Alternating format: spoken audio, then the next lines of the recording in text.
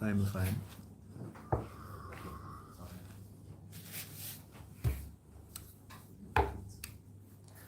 Okay, we're the beginning of the end. So we're trying to answer our question.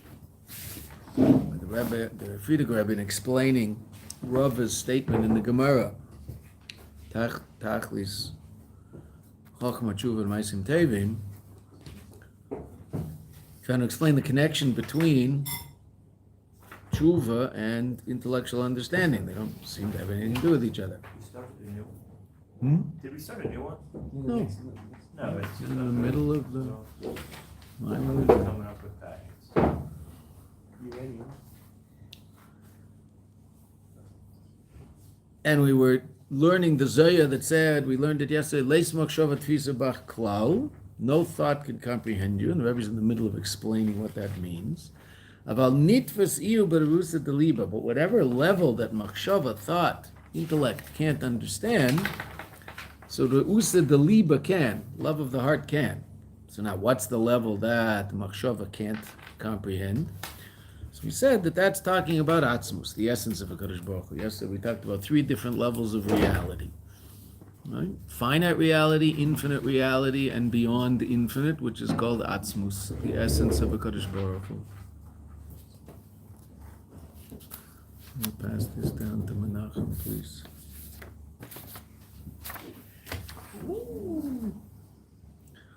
What was essence? God's essence. God's essence, which is beyond infinite. God's not infinite, He's beyond infinite. Infinite is limited, it can't be finite. It can't express itself in finite. The Kadosh Baruch Hu can. And that which allows the infinite godly light to express itself and be clothed in finite kalim vessels is what's called the power of Atzmus, a level beyond both. Right? How can infinite be clothed in finite? Well, if you're beyond both, you can bring about a clothing of one and the other. If I'm more powerful than the magnets, I can bring 2 north poles together, even though naturally they repel each other. But if I'm more powerful than the magnet, I can push them together. So too, HaKadosh Baruch Hu himself is beyond infinite and beyond finite, and therefore can bring those 2 states of reality together, and that's what creation's all about. Light being clothed in vessels. Energy being clothed in finite reality, to put it in a slightly different way that might make more sense until I learn how to use the mushal of light in vessels. So the Rebbe said that Leis Machshava Tvisa Bechlal, that's talking about Atzmus, because relative to Or Mamale, relative to the level of light that fills the world, so to speak, and vitalizes the world, just like the neshama fills the body, so too God fills the world. That level of light I can understand, because I have a neshama, and I have this thing in me called life. I don't know what it is. I can't smell it, can't taste it, but there's something in me that's giving me energy. Okay, so too there's something in everything around this room that's giving it being, not just energy, but being, right? My neshama does not give me my existence, it gives me my life. It's the source of life, but the body's existence is separate from the neshama. That's why when the neshama leaves the body's still there. Now it disintegrates, okay, but whatever matter is there turns into something else, right? Because you can't destroy matter. Okay. So the body doesn't depend on the neshama for its existence, but it depends on the neshama for its life, vitality. Okay, the world depends on the Kadosh Baruch Hu not simply for its life vitality, but for its very existence. So it's one step further, but still, the idea of godly light being clothed in the world and giving it its existence is not something that we find difficult to understand. And as a matter of fact, if that's the level of God that we believe in, then we're in trouble. Because you shouldn't believe in that. You should know that and be able to understand that intellectually and explain that intellectually. Because you should understand how the creation of the world works and what light is and what kalim are. And if you sit and learn to say this, so this won't be a muna, it'll be something you understand. Right? The muna might be the engine of your car. Right? For a lot of people, how the car engine works, that's called a muna. Why? I don't know how it works. I mean, I would say, I don't know even know whether there's still these things, but there used to be pistons and there's gas and the piston makes the gas. It makes a spark and it ignites a gas. Okay, but I don't know how it works. But I'm not interested in learning how it works, because not because, I mean, if God said, I'll give you a present, here, now you know how a car works, fine, I wouldn't say no. But I'm not interested in taking the time to learn how that works. Okay, but creation, hopefully I'm willing to take the time to learn how creation works, and existence works, and physical existence works, and metaphysical existence works, and those are all things we can understand with our intellect. So those levels of godliness are not being described by this line in the Zohar, which the Rebbe had quoted. Leis machshava tvisa bach klal. Cameron, do you have a copy? Okay. We're on page Nun Hey. All right, so that's not the level that's being, because again, those two levels of godly reality, finite creation and finite worlds, metaphysical worlds, and that's all the realm of what's called Or Mamale, so to speak, the light that fills, just like the power of sight fills your eye, so God, and therefore allows your eye to see. And when that power of sight leaves your eye doesn't see, even though it's still there. We bury a body with eyes and noses and ears, and hopefully it has one nose, right? Ears and all sorts of stuff. It's all there. Nothing went, it didn't disappear, but it's no longer alive. Okay, so that's called hislavshus, clothing of light in a vessel. I understand that. That's not something that I can't understand with my intellect. Even infinite godly light, I can talk about it, and I can talk about what it isn't. I can't talk about what it is, but I can talk about what it isn't. So that's what the Rebbe said yesterday. Hasoga shlilis, negative comprehension. I don't know what it is, but I know what it isn't. But that itself is something. So you and I can discuss certain aspects of infinite godly light. Not only can we do. Right? You learn Chassidus, learn Hemshech Hayin base of the Rebbe Shab. You're talking about levels of godly reality. I mean, completely conceptual. Okay, fine. What's the level that we can't discuss? Atzmos. Why? There's nothing to discuss. It's completely beyond our understanding. The only thing we can know about it is that it is. Meaning, to put it in two different terms that are used in Chassidus, I know it's mitziut. I can know intellectually of its existence, that there is such a level of reality. But what can't I know? It's mahut. Mazeh. What is it? I have no clue. What does beyond infinite mean? I have no idea. Right? Again, we talked yesterday. Where did it come from? Didn't. Why is it there? It's there. What purpose does it serve? It's only purpose. It's there. Well, what was before? There's nothing before it. Well, who put it there? No one put it there. It's just there. Well, how did it get there? I don't know. How did it got there? It's just there. It just is. What's that called? That's called God. And about that level, you have Amunah, and only Amunah, because intellect can't go there. Intellect can't possibly understand the answers to the questions that I just asked, because they don't make any sense, because everything that you and I experience has a source in something else. If some ball hits you in your arm, you don't go, oh, wow, the ball just appeared and hit me in my arm. You say, who threw the ball? Because that's the way it works. And it doesn't work any other way. Well, except for one thing and one thing only. The essence of HaKadosh Baruch Hu. He just is. And about that, we say, Leis Machshava Tvisa Beichalal. That's what we learned yesterday. That's the level. When we say that, we're talking about that level of Elokus. Because every other level of Elokus, there is a way in which you can have some understanding of that level. Exactly what it is, well, understanding metaphysical reality is very difficult for us. Okay, but can you talk about angels? Yes, you can talk about angels. Can you describe angels? Yes, you can describe what an angel is. How does the Rambam describe an angel? Sichlim livdolim, separate intelligences. What does that mean? I don't know. Well, I do know. I don't know what it looks like. But imagine intelligence floating around without a brain. Okay. What's intelligence? That's an interesting question, right? But you and I have it. I don't know exactly how it works, but it's clothed in my brain and it does its thing and it's allowing us to do what we're doing right now. I don't know exactly how it works. I know what it looks like. But I'm certainly aware of the existence of such a power called intelligence. That's pretty clear. And I know that I have it in a different way than a dog does, because I can do a math problem and a dog can't. A dog doesn't. Count out. What? Mr. Ed could count out. Mr. Ed liked baseball also. Right? So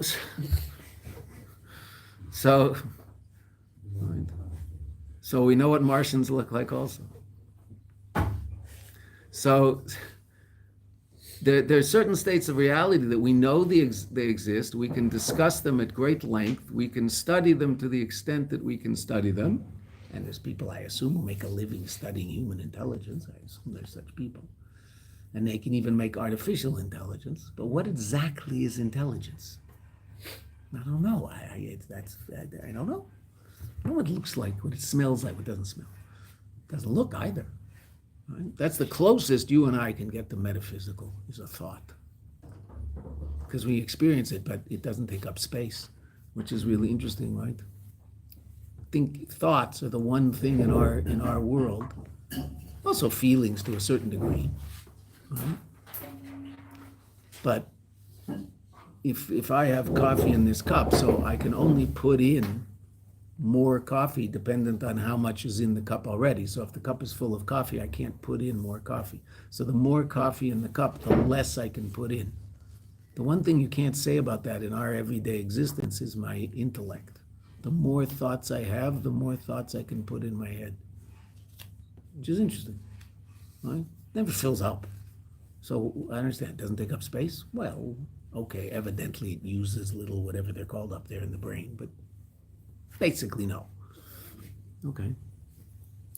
So that's interesting. So that's something akin to metaphysical reality. It's not exactly physical, even though all of our thoughts are about physical things. And that's why when you and I talk about God, we have to talk about or and kalim and upper and lower and higher, and the ideas which exist only in physical reality. But say that's the only thing you and I know down here. I don't imagine when Malachim, can you imagine, forget Malachim, even, okay, Malachim. Malachim are for bringing up there in Eilam Yetzirah, right? Saying l'chaims on their metaphysical vodka. So they don't describe God as light. Why in the world would they describe God as light? There's no physical light up there. They don't use that in mashal to describe godly energy. What mashal do they use? I don't know. They have some mashal that's relative to whatever experience they have and relative to their existence. So I don't know. It'd be interesting to know what do they say. They don't say or. Why in the world would they say or? You and I say or because there's this thing called the sun, and there's this thing called the moon, and there's these things called the stars, and there's this artificial stuff, right? And the light is very much part of our life. Okay, so we use that as a mashal for godly reality, and it works. And or is a mashal for infinite godly reality is the nature of or. It works. We can talk about it. Okay. What can't we talk about? It's nothing to talk about. But we know it's there. We just don't know what it is. Okay. So that's what the Rebbe explained to us at the beginning yesterday. That's what we're in the middle of. And we'll finish that right now. When we said we're going to see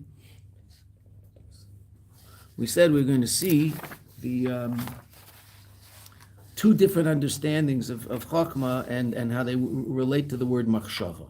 Okay, so I'll start from the words v'yaseidu mizu, fifth line down. V'yaseidu mizu, degama anochas sichlis, ubechinas re'iyah de Chokhmah. Okay, those are the two levels of intellect that are beyond what we generally experience in our conscious reality.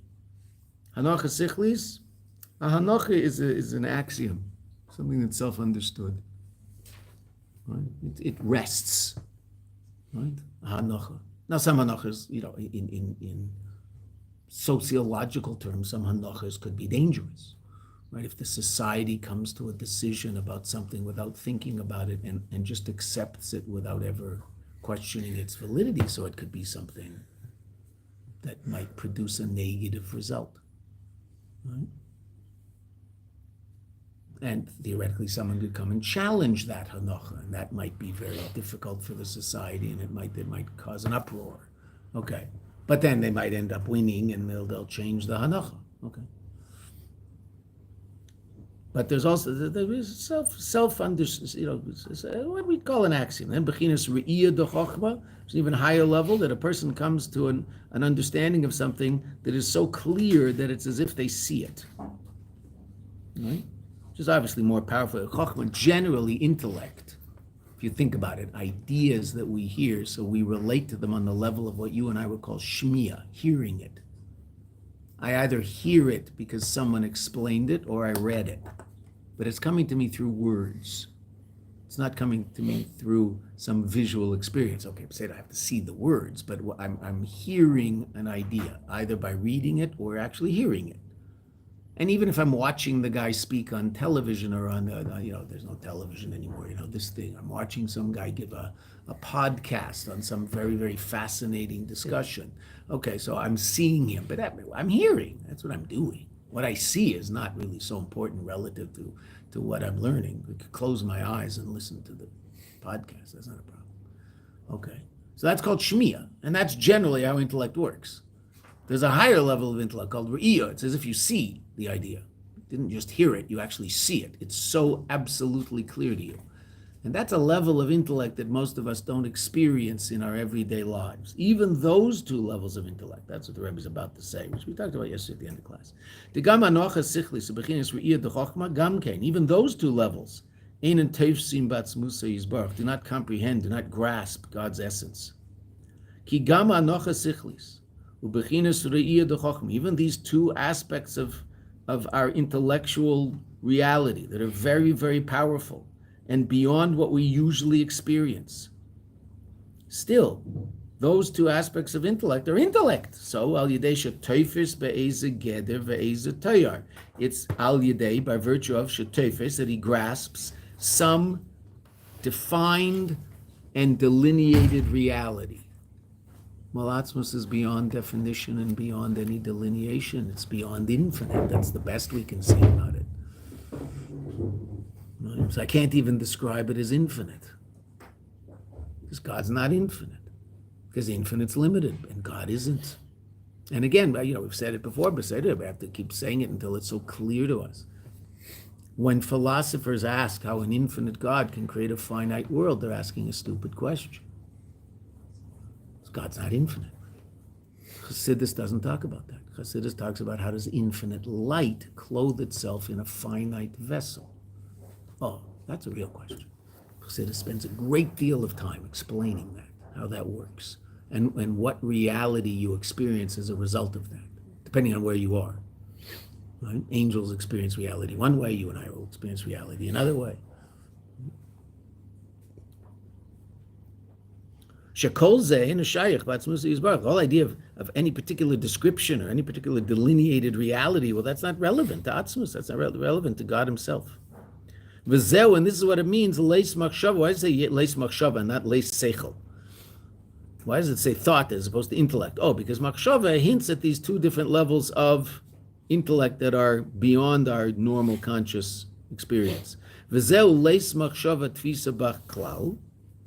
No thought comprehends you at all. Machshava oisies chashav ma. The word machshava is made up of two words. Chashav, which is the three-letter root of thought, and ma.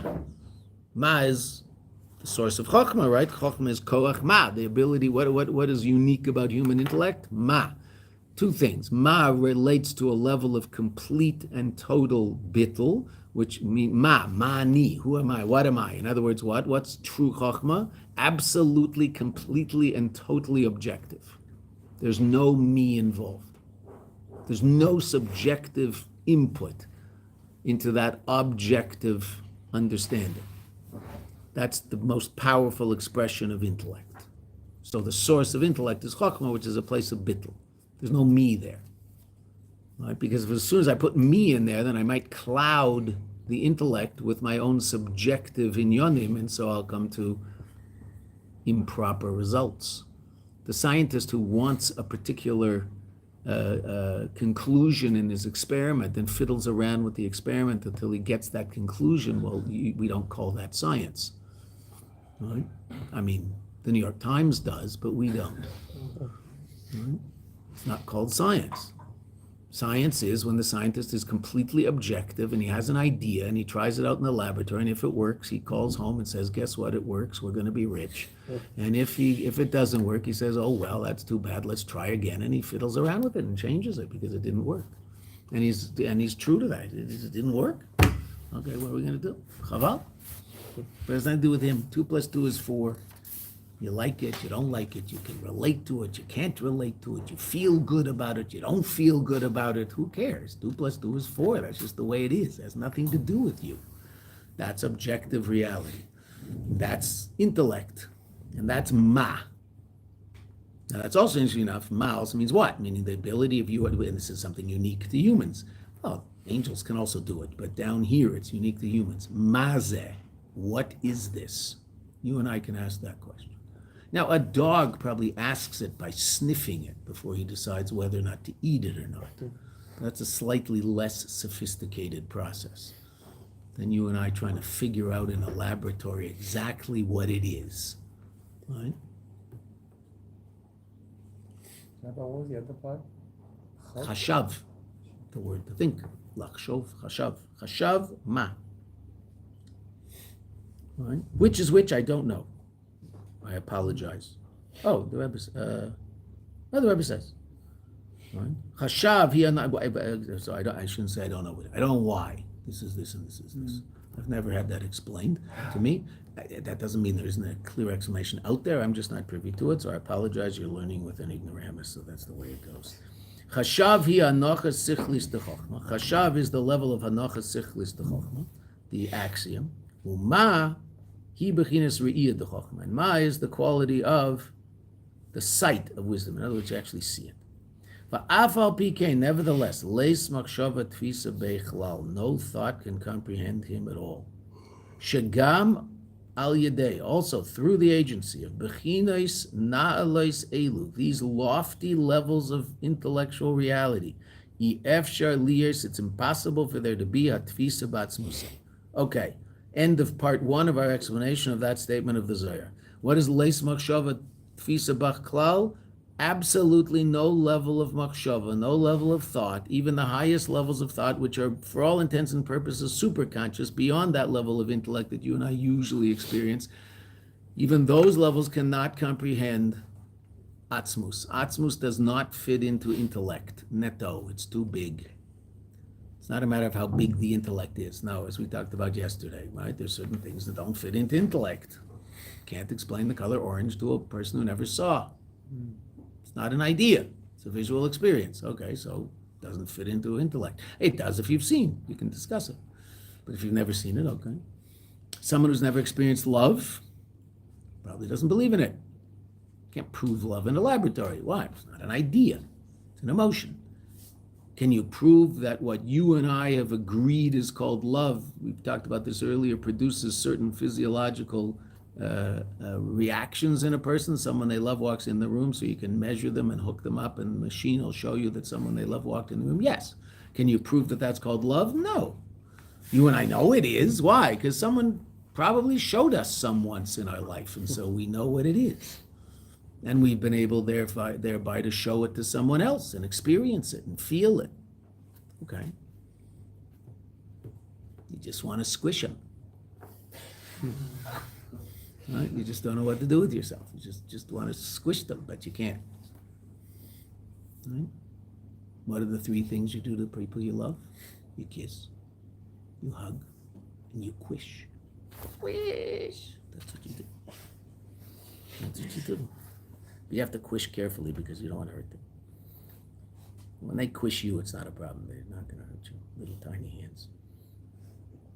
Aval, what's the end of the Zohar? Nitfas ihu berusa deliba. The level that thought doesn't comprehend, and why did the Rebbe spend such a time explaining to us what that is if we can't do that? To experience, to truly understand and express what we can connect to through something called Ru'usa Deliba, love of the heart. That which intellect can't get, love of the heart can. What's that? Atzmus, the essence of a Kadosh Baruch Hu. You want to relate to the essence of a Kadosh Baruch Hu? There is a way. It's called Ru'usa Deliba. What's that? Well, let's see. The Ru'usa Deliba Dafka, it means the love of the heart. It's Aramaic for the love of the heart. But what does that mean? Dafka, Teifes Lebechinas Atzmus Arein Sof Baruch Hu. You can somehow grasp the essence of God and relate to and be part of the essence of God through something called Ru'usa Deliba. Ba'inyan b'zehu, the idea is like this, the Rebbe says. Kemavur ba'maimer, Sham, as the Frierdiker Rebbe explains in his Maimer and his Kedarka B'Kedesh, the Rebbe's Maimarim are generally based on the Maimarim of the previous Rebbeim, with incredible insights, but the Rebbe always, the Rebbe relates to himself as the 7th, Malchus. What's Malchus? Malchus is the repository of all of the light of the 6th 6 spheres above it. The Rebbe sees himself as the repository of all of the light of the 6 Rebbeim above him. The Alter Rebbe, the Mittler Rebbe, the Tzemach Tzedek, the Marash, the Rashab, and the Frierdiker Rebbe. The Bechlolis Inyan Ahava, in the basic idea of Ahava, Shezeu Ikar Avedus Adam, that this is our most essential and important service of God, meaning the Aved of a person relative to God. Leis Pulchana, the Zohar says, there is no service ke Pulchana de Rechimusa, like the service of love. Yesh Beis Madregas. There's 2 different levels of love. There's 2 different aspects of love. Bechinas ha'ava ba'al yedei hizbeinunus begdulas va'aflos arein soy baruch hu. The quality of ahava, the love, haba, that comes al yedei hizbeinunus, contemplation. And what do we contemplate? Begdula, in the gedula is the greatness, va'aflos, and the wonder of God, arein soy baruch hu. Right? To sit and contemplate the greatness of God, and then I'll come to an appreciation of, wow, it's really something, right?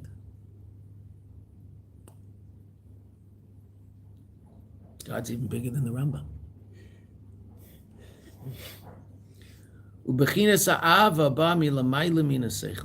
And a level of love that comes from beyond intellect. And that's the level of love called Ru'usa Deliba. Shabbat, that in it, Val Yadeha, and through it, Yesh Tfisa Gam Bebechinas Atzmusa, there is a connection to and a grasping, so to speak, not an intellectual grasping, of Atzmus. Okay, 2 different levels of love. So how does that work? I will explain. Love that comes as a result of his beinunus is what we do most of the time. Sit and contemplate ideas about a Kadosh Baruch Hu, and that arouses in us a desire to relate to him in the most mundane way. If someone met a very interesting person, so they might come to your close friend, it's your spouse, it's someone, they come tell you, I met a very interesting person. And this person, this is what they do, and this is who they are, and this is what they said. And okay, so you'd probably, wow, that's really, I'd like to meet that person. Well, how do I meet that person? Very interesting person. Okay, fine. Makes sense. Right? So that's a connection based on intellect. I heard all sorts of interesting things about this person, and probably I would find it interesting to meet them. Okay, so if I sit and contemplate ideas about a Kadosh Baruch Hu, called learning Chassidus, but also means learning the Rambam, right? Learning, the Rambam, the Rebbe calls the Rambam a Chassid, Beseder, but the Rambam is not generally called Chassidus. Learn ideas about a Kadosh Baruch Hu, and what will happen? A person who's open to those ideas will come to a greater appreciation of God's greatness and God's majesty, and will probably desire a connection to that being, since that connection is available and accessible. Go, wow, that's amazing. Okay, I'd like to be part of that. There's a lot of people who want to be part of that. Jews, non-Jews, all sorts of people. Right? Non-Jews also can contemplate the greatness of a Kadosh Baruch Hu and come to an appreciation of God and want to have a relationship with him. Right? Why? Well, because the intellect of a non-Jew comes from that place, just like the intellect of you, of your Nefesh Abamis. The intellect of the non-Jew comes from a place called Klipas Noiga. It's Nefesh Abamis, so it's Klipa, just like you and me, right? But it's Klipas Noiga. It's a level of Klipa that can be elevated to holiness. So the non-Jew is commanded by God to contemplate reality and come to an appreciation of the fact that there's one God and he created the world. It's one of the Sheva Mitzvahs B'nai Noah. Right? How can he do that? Why can't he do that? I understand. Why can't he? He has intellect. A lot of smart non-Jews out there, I don't like to quote him and mention his name in Chassidus, but Bill and Hillary Clinton finished 1 and 3 in Yale Law. I would assume that means they're smart, intellectually. I don't think they've made smart life decisions. I think they've made stupid life decisions, both of them. I think they're stupid people. But they're very smart, right? Very smart. There's a lot of Jews in Yale Law, And they finished 1 and 3. My guess is number 2 was a Jew. That's my guess. I'm not sure, but he might not have been. He might have been Chinese, right? Okay. But they're pretty smart, those 2. Okay. Native, and that's so what could they use that intelligence for? to contemplate the greatness of God and to therefore develop a relationship with Him on whatever level they're able to develop. They're not only can they're commanded to. Sheva mitzvahs b'nei noach. We call it belief in God, but it's more based on a contemplation of how reality works, and it must have come from somewhere. Everything comes from somewhere, right? So the world must have come from somewhere. It didn't just show up. Okay. Oh, well, it's the Big Bang. Okay, so who made it go bang? Oh, let's not talk about that. Let's just pretend that this lady made it go bang. It was her.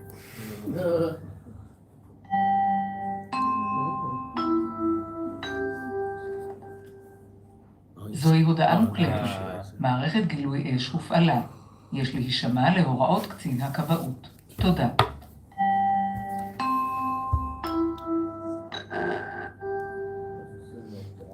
זוהי הודעה מוקלטת. מערכת גילוי אש הופעלה. יש להישמע להוראות קצין הכבאות. תודה. Will it be? Like this? How long is this going to last? Okay, thank you very much. Yeah, someone starts to. I'm going to talk over. זוהי הודעה מוקלטת. מערכת גילוי אש הופעלה. יש להישמע להוראות קצין הכבאות. תודה. It's supposed to fall Friday night. Does anybody know how to turn this thing off? זוהי הודעה מוקלטת. מערכת גילוי אש הופעלה. יש להישמע להוראות קצין הכבאות. תודה. Okay, we're just going to have to fight it, right? Okay, we're still fighting it. I will talk louder over this annoying woman.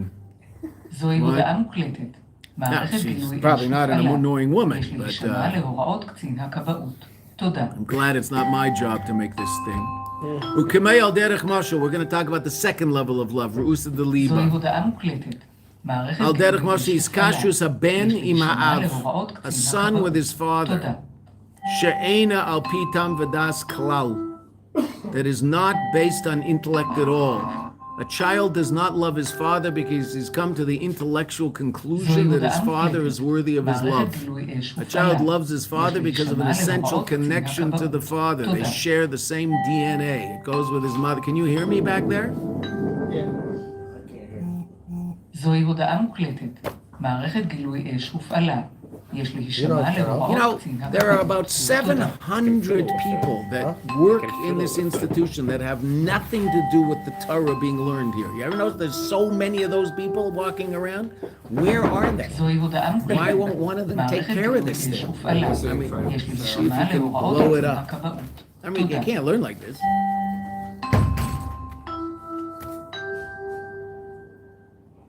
זוהי הודעה מוקלטת. מערכת גילוי אש הופעלה. יש להישמע להוראות קצין הכבאות. תודה. I think it's Mr. Ed. I think this is Mr. playing the Ed. piano. Mr. Ed is playing the piano. It's hard to play the piano with holes.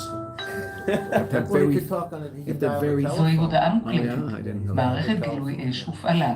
יש להישמע להוראות... I don't know how, but. I've never heard it that long or that bad. Yeah. Yeah, it's Friday night. It happened Friday night. It went on and just 2 in the morning. Friday night, it was like, for like, what do you think, at least an hour Friday night? really. Wow, that's What annoying. is this? What just what? No one around here knows how to flip a switch and make it not work. No, There it was. was like a code or something you have to put in. Yeah, but also it was. Oh. It was It's shut. a fire alarm. It's a fire alarm, so it cannot be shut off. I understand It's a it's a fire fire alarm, line. I that's understand true. what the Hebrew is saying. That's what the Hebrew is saying. It's telling us that the fire system has been activated. Follow the instructions of the people who know these things. Okay, fine. So Where are these people? thank you very much, gentlemen. Very good. Will it ever work again, or have you taken care of it forever? Did you find it and you just pressed the button and it stopped? As we got there, but Yossi got there. Exactly the same time. Everyone was running at the exact same The time. Seder. Yeah, that was extreme. Okay. Kamel derech mashal. First line on page Nunvav. Hiskashus a beni ma'av she'eno pitam v'das klal. The connection of a son with his father is not intellectual. A son does not love his father because he's come to the intellectual conclusion that his father is worthy of his love. That's ridiculous.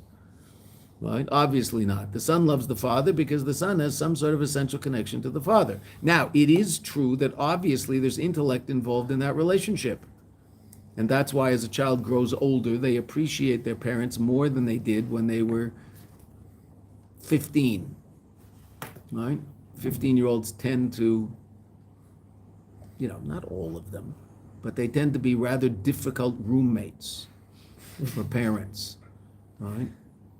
But it's necessary. They're going through a period where it's necessary to separate from their parents and develop their own personality, their own life, their own reality. That's an important part of the process, right? Okay. So sometimes it's like taking hair out of milk and it's painless. Sometimes it's like taking cotton out of thorns. It's just absolutely horrid. Okay. So that kid, Mark Twain always has the best lines about all these situations, right? So Mark Twain said, when I was 15, I thought my father was a real jerk. When I was 20, I was amazed at what the old man had learned in 5 years.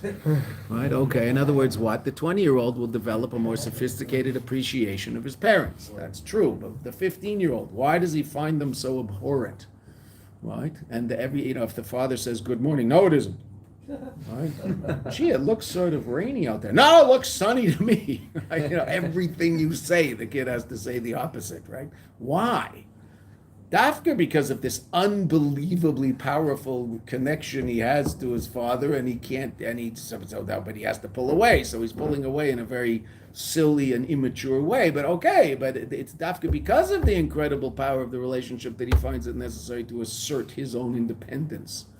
Right? He's not saying that to everybody, if he's standing at the bus stop and some guy says, gee, it's cold, he turns around, no, it's warm. There are people like that, but very few. Right? He couldn't care less about that guy. Why? There's no relationship with him. His father, oh my goodness gracious. And mother. Just, generally men have more issues with fathers and women have more issues with mothers. Well, that makes sense, doesn't it? Because the boy is pulling away from the thing that he is. Right? He's also that. Right? And the girl is pulling away from who she is. She's also that. So she has to express her own independence to a certain degree, and her own separateness, and her own, okay, that's perfectly reasonable. That shouldn't be stifled. You hope it happens in a normal, healthy, nice, friendly way, which it usually does. But there can be 15-year-olds who are really miserable at 15, and they take it out on, the people they're more powerfully connected to, their parents, their siblings. Okay. The Avshem Mavur b'Sifrei Musar, that even though it's explained in Sifrei Musar, and when the Rebbe says Sifrei Musar, he does not mean books of the Musar movement, which happened around the same time as the Hasidic movement, a little earlier. But he means books that talk about ideas of behavior, etc., because if you look at the footnote, it says Chayvus Levaves, duties of our heart, which we talked about when we were discussing the idea of bitachon. So that was written 1,000 years ago. That was written 600 years before the Musar movement. So the Sifrei Musar, meaning books that talk about character traits, etc. Bahatam the Kivud Aveim. There, the Chayvus Levavis talks about the reason for the mitzvah of Kivud Aveim. And there's such an idea called Tamei mitzvahs, the reason for mitzvahs. The reason for mitzvahs is God said so.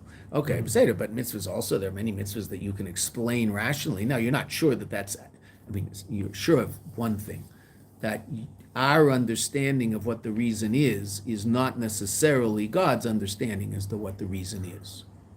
Right? That's one thing we're sure of when we discuss Tamei mitzvahs. Meaning God said don't murder. Okay, so that makes perfect sense to us because a society can't work if people are murdering each other. Okay, we understand that. So we'll say there's a perfect reason for not murdering, not stealing, etc. And we call them mishpatim. Okay, does that necessarily mean that that's God's reason for telling us not to murder? No.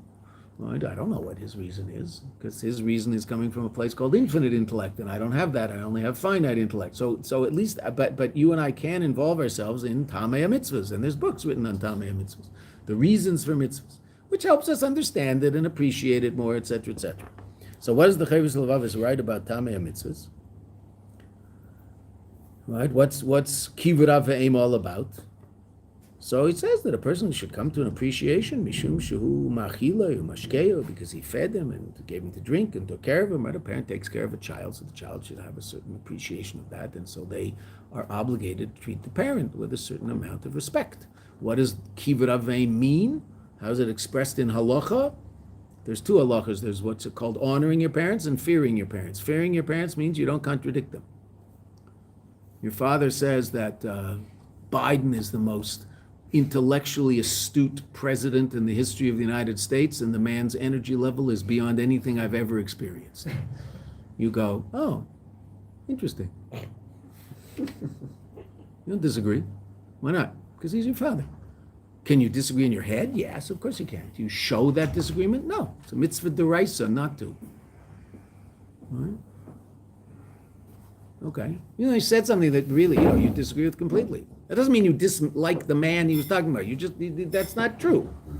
You don't think. Okay, fine. You don't have to say that. You can talk about it with your friends. You don't talk about it with him. That's yira. You don't contradict. You don't sit in their chair. Treat them with, Don't do those things that show a certain amount of stuff. What's kivud? What's kivud avein? Bringing your mother a cup of tea. Her tea, not your tea. You can bring your tea. If she's in your house, I assume you're going to bring your tea. You're not going to keep her tea bags in your house so you can bring her tea. It's your tea in your house. But in her house, bring her a cup of tea. All right? That's a mitzvah aseh min Torah. If the house is not kosher and the tea is not kosher, that's a problem. Can't serve your mother not kosher food. No, it's a problem. It's just, for people, that creature called balei tshuva, so that becomes a problem. Though it might be you can do it in such a way that it's a kosher cup of tea. You might have a kettle there for your tea. Okay, so use your kettle and use a plastic cup. Say, why can't I use my cup? I can't find your cup, Mom. Here, drink out of this cup. The tea's probably fine. I mean, give her some, hippie tea, celestial seasonings, I don't know, chill and be cool tea, whatever. Okay. So, but yeah, orange pico is also just fine. She wants milk in her tea. You don't know what's with the milk. Okay. So obviously, it's someone in that situation, you have to be careful. An apple, an orange, some of the kosher cookies that you bought in the store, a piece of cake in the kosher cake you bought in the store. Kivud avein, that's the mitzvah. Bring your parents food to eat. Your father's sitting in reading and he forgot his reading glasses upstairs. Run upstairs and get his reading glasses and bring them down. You just did a mitzvah aseh, like putting on tefillin. That's pretty easy. Putting on tefillin, you have to buy a pair of tefillin to get them checked. It's a big deal. Getting a pair of glasses for your father was a big deal. So why do you do that? Well, you appreciate the fact that they took care of you. Oh, they didn't have to bring me into the world. Don't be a jerk. Jerks say things like that. Right? Normal, healthy people don't. It wasn't my idea. Why do I have to serve God? He made me. It's up to him. I didn't decide I wanted to be created. God did. Why do I have to say thank you? Okay, good. You live your life that way and be miserable, but you can also be a normal, healthy human being. Nevertheless, even though there might be a reason for kivud avein, it's not the reason for loving your parents. The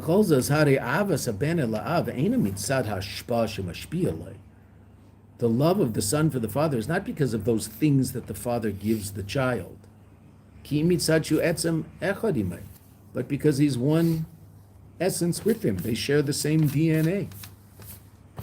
And as a matter of fact, I'm sorry for talking about the negative side of it, but sometimes you see from the negative the positive. Because of the power of the relationship, even if the father is chos v'sholom, and unfortunately this can happen, an abusive and terrible and horrible person, and doesn't give to the child in a way that a father should, it's still very hard to move that child away from the father because it's his father. It's very hard to, it might take some serious work to get that kid to a point where he can truly close the door behind him in his relationship with his father so it doesn't destroy his life. That's going to be extremely difficult because of the power of the relationship. Whereas, some other person is, creepy boss, so just quit. What do you care? You don't like him. So some boss who's abusive, well, yeah, I'm sorry, I'm not going to work here anymore. You're going to work there as long as until you find another job because you need the money and you'll put up with it. But you'll find another job quickly and you'll tell them, it was very fine working here. Thank you very much. You can abuse someone else, not me. You don't have any connection to him. And his name, you will erase his name from your phone book with glee. Very hard for a child to do that to a parent because of the essential connection that they have. even if it might chas v'shalom, and there are situations, unfortunately, but chas is Baruch Hashem, anything but the norm, where that might be necessary. It's not healthy for the kid to have a relationship with this person. He's an evil person. Get away from him. You don't have to contemplate that. That's just the reality. There's no reason for this love, vis kashrus, and this connection. That such that it would be necessary to contemplate it. Such that through this there will be the love. Again, you should contemplate the goodness of the parent to the child to appreciate it and therefore bring it into your everyday conscious reality and act in accordance with that. Okay, that's true. But the basic connection is a basic connection. Ki'imu mitzad etzem, it comes from my etzem. Same DNA. Masha etzem shalaben nimt es etzem shalav. The essence of the son takes. In Yiddish means to take. The etzem of the father means one and the same thing. Ki ava benim davar echad ve'etzem echad mamish. They're one and the same thing. They might even look alike. Ukamechen yuvan biskashus va'avad nishmis Yisrael belukus. So too it's understood. Similarly, it's understood the connection and the love of the Jewish soul to the Eibishter. Sheyeshna, there is a level, bechinas ha'ava, and this is the mitzvah of Avas Hashem, that you and I are commanded to contemplate things that will arouse in us an appreciation of God's greatness and therefore the fact that He's worthy of our love. And the Alter Rebbe is Baruch Hashem very makel, very lenient in the mitzvah of Avas Hashem. So Avas Hashem doesn't mean that you necessarily feel the emotion, because that might be very hard to arouse. But you are intellectually aware of the fact that God's worthy of your love. You fulfilled the mitzvah of Avas Hashem. You've contemplated things to appreciate the fact that God's worthy of my love. Oh, do I love Him? Not yet. I'd like to. I'm working on it. But I need more work. Okay, fine. But do I appreciate the fact that that's where I should be? Yes. That's a fulfillment of the mitzvah of Avas Hashem according to the Alter Rebbe. All right, so that's what the Rebbe says here. There is a level of Ava relative to Kadosh Baruch Sheba Milamayla that comes from, the Yeshna Bechinas Ava Ba Milamayla Mina Seichel, but it comes from beyond Seichel. It's not a function of Hizbein, it's not a function of contemplation. And what's that? V'hi and Nikus Rusa Deliba. That's Rusa Deliba. Rusa Deliba is that place in us which is essentially connected to a Kadosh Baruch Hu. So to speak, we have the same DNA. What's that? That's the place of our neshama that is rooted in the essence of a Kadosh Baruch Hu. The essence of our soul is rooted in the essence of a Kadosh Baruch Hu, and therefore is a source of unbelievable love of the neshama for the Eibishter. Am I conscious of that down here? I might not be. Am I conscious of the fact that such a level exists? Well, I am now. If I never saw it before, I am now, because I just learned this mimer. That's who I really am. That my connection to HaKadosh Baruch Hu is like a son to a father, even deeper. Okay, that being said, I might not be aware of that. Okay, so I have to make myself aware of that. But again, the awareness of that isn't the source of the love. It's simply bringing that love into a conscious reality. It's not the source of the love. There is a level of love that's a function of contemplating the greatness of God. This contemplation would be something different. Learning about the essential connection I have with the Kadosh Baruch Hu, as opposed to how great a Kadosh Baruch Hu is. Those are two different things I might think about. And what's that called? The essence of the Jewish soul, grasps, takes, is one with the essence above. The root of our soul is a place, it's called, the highest level of our soul is a place called Reishadul, it's called the essence of our soul. Okay, and the essence of our soul is rooted in the essence of HaKadosh Baruch Hu, to such an extent that, so to speak, the soul does not know whether it's a soul or whether it's a piece of the Eibishter, so to speak, whatever that means. And that level is called Reishadul Yoda Lo Yisyada, the head that doesn't know and isn't known. I once asked Mishpia, well, what doesn't it know? He said, it doesn't know whether it's the Eibishter or it's a neshama. The place in you and I that is absolutely, essentially connected to HaKadosh Baruch Hu, inseparable. No matter what that person might do down here in Elam Hazeh, that level of their soul is completely and totally connected to HaKadosh Baruch Hu and can't be separated from HaKadosh Baruch Hu. That level of the soul. I mean, the mashal that we use for that is DNA, right? If the DNA that you have is that you have black hair, you can dye your hair blonde for 60 years every day. Your DNA is still what it is. It doesn't affect your DNA. So a Jew down here could be eating all sorts of things that he shouldn't eat and do all sorts of things he shouldn't do and think about all sorts of things he shouldn't think about and who knows what else. Okay, so that's not so good. But does that affect his essential connection to HaKadosh Baruch Hu? No. Still essentially connected to HaKadosh Baruch Hu. There's a complete disconnect between his conscious reality and his essential reality, which is why that Jew is in such a state of torment all the time, looking for something that'll express some desire. And usually, interestingly enough, not always, but it's so common that that desire is something good and something good should happen and fixing the world. And why? Because the Jew's connected to absolute goodness in essence, but just doesn't know how to express that. And the way you express that is by keeping Shabbos and eating kosher, not necessarily running around with signs for, and I'm not saying it's a wrong cause, I'm just saying it's not necessarily running around signs for climate control. But the Jew's going to be at the forefront of all of that. Why? Well, because he's connected to something of absolute goodness and wants to express that, but he's going to express it in all sorts of silliness if he hasn't been learned how to. And again, not that all of these causes are silly, but relative to keeping Shabbos and eating kosher, it's silly for the Jew. That's not what he's here for. He's not going to save the world by going to that demonstration. That's not how he saves the world. Might go to the demonstration, maybe it's a good idea, but that's not how he saves the world. He saves the world by keeping Shabbos and eating kosher food. That's how he saves the world. Because that's who he is.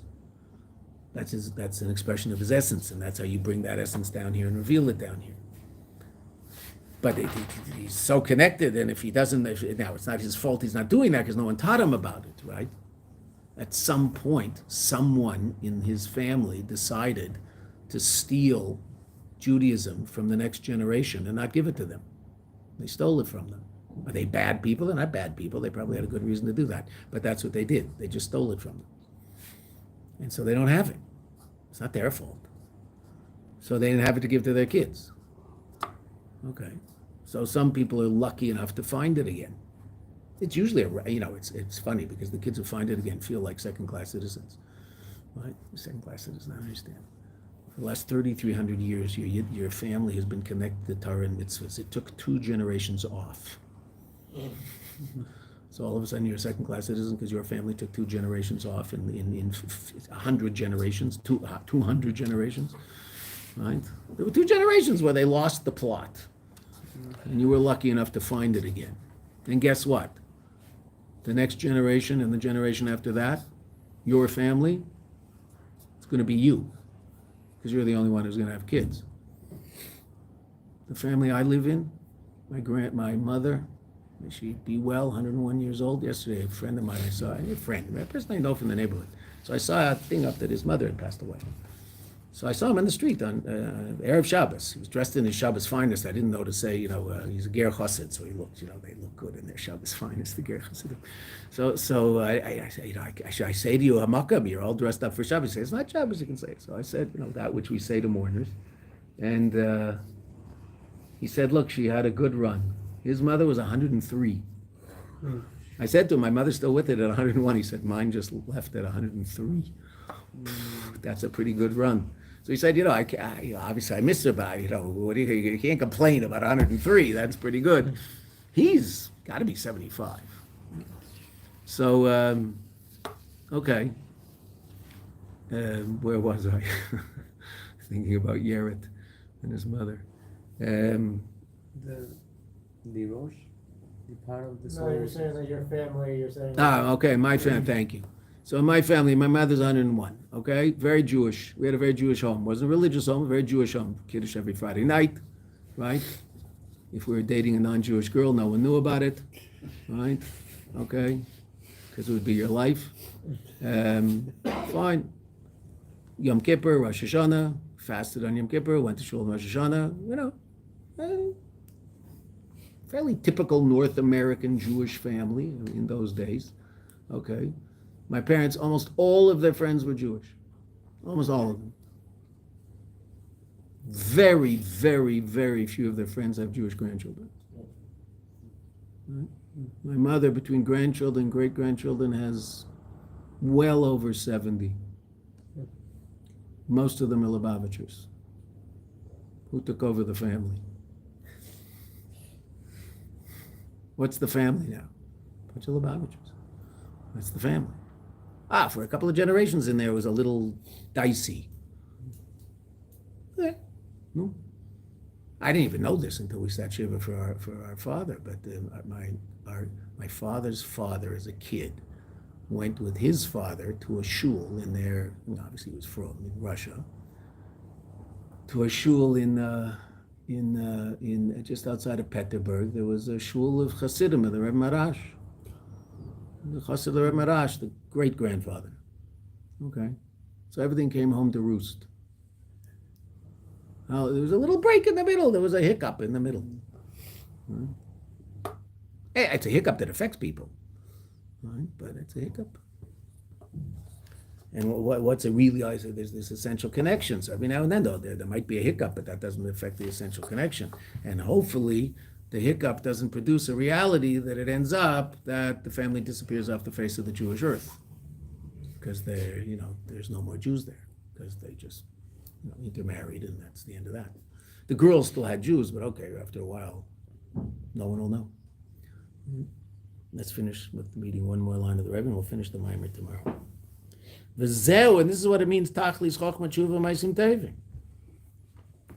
How does this relate to what we were learning? The question we asked. Let's see. Kihine, Iker v'Tachlis Chochma de Torah. Why do you have to have tshuva in order to make learning Torah the way it's supposed to be, right? That's what we said. Tachlis Chochma is its im hatshuva. Not that it brings the tshuva, but it's with tshuva. So now the Rebbe is going to explain in one line. We'll see more of the explanation tomorrow, but we'll see it in this one line. Tachlis Chochma Tshuva Ma'asim Tevim. What does that mean? Kihine Iker v'Tachlis Chochma Torah. What does it mean to learn Torah? Litfes es atzmus orein soif neisen Torah. Is that you appreciate who's the neisen Torah, who's the one who gives the Torah, gave the Torah and gives the Torah. Atzmus orein soif baruch hu. If I'm learning Torah and I don't appreciate the fact that Torah is an expression of the atzmus of the Eibishter, then my learning Torah is deficient. Does that mean nothing's happening? No.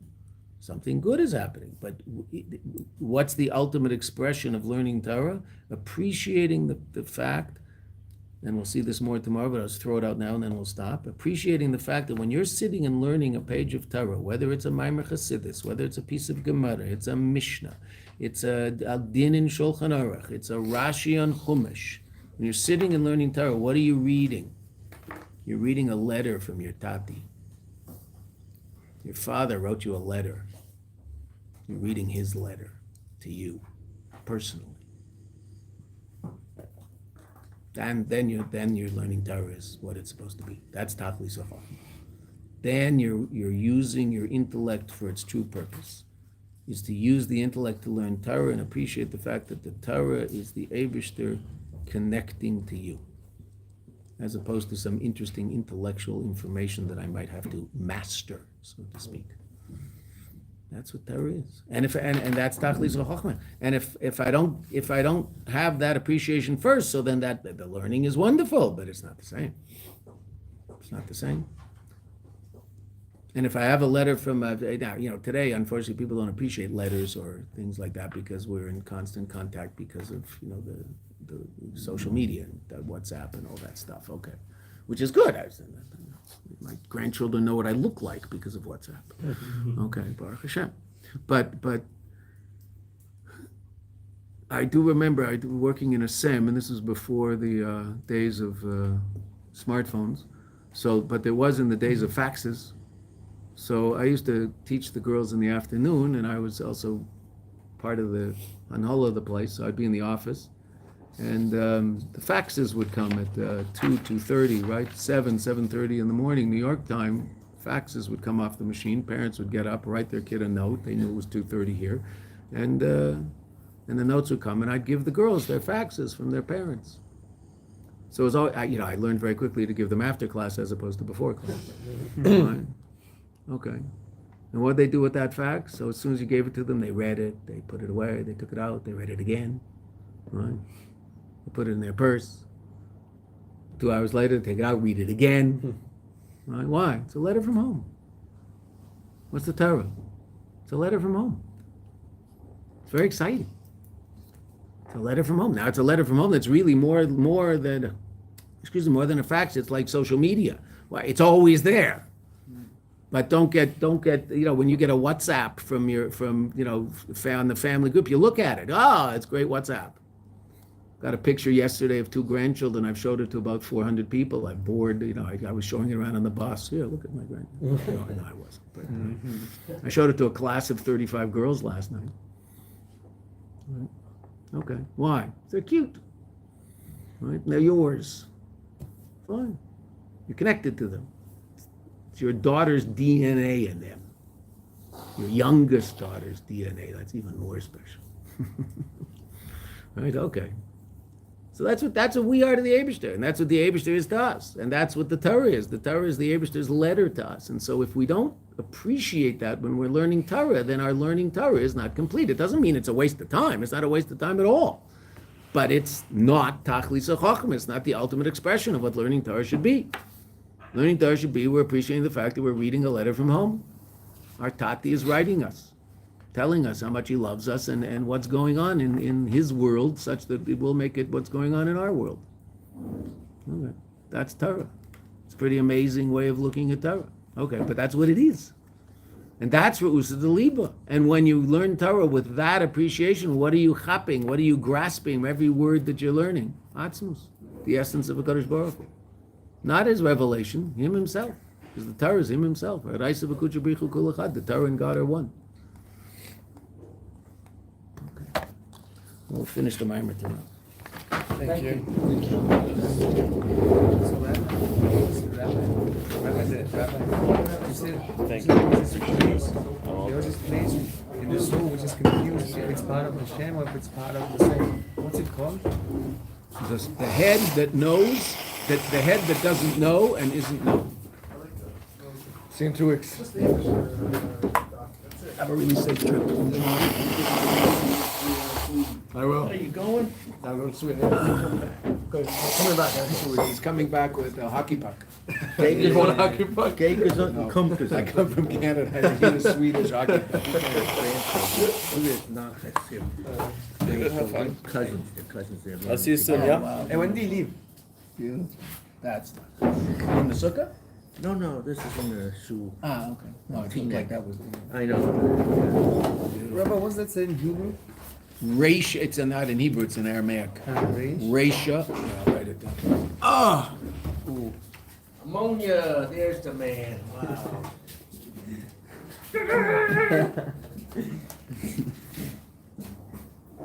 Good, how are you? Everything's good. Awesome. Liking it a lot. Oh, that's good to hear. Good to hear. There. It's called Rav Law.